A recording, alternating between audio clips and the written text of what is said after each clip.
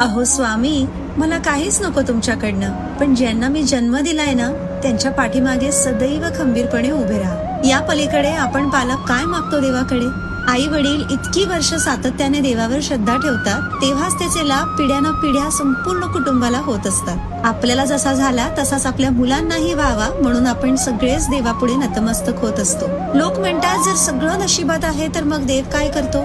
याचं उत्तर भगवद्गीतेच्या 4थ्या अध्यायात 7व्या श्लोकात दिलेलं आहे. श्रीकृष्ण सांगतात की कर्म, अकर्म आणि विकर्म याचा गुण फार खोल आहे. नशीब म्हणजे भूतकाळात पेरलेलं बीज असतं, वर्तमान म्हणजे आता उगवलेलं झाड आणि कर्म म्हणजे आपल्या भविष्याचा पाया असतो. त्यामुळे देव न्यायाधीश असतो. तो नियम बनवतो पण पेपर आपणच लिहितो आणि तो पेपर म्हणजे आपले कर्म असतात. आपला अध्यात्म आपल्या वागण्यातून आणि प्रत्येक कृतीतून दिसत असतं. देव बाहेर कुठेही नसून आपल्या अंतःकरणात वास करत असतो आणि हे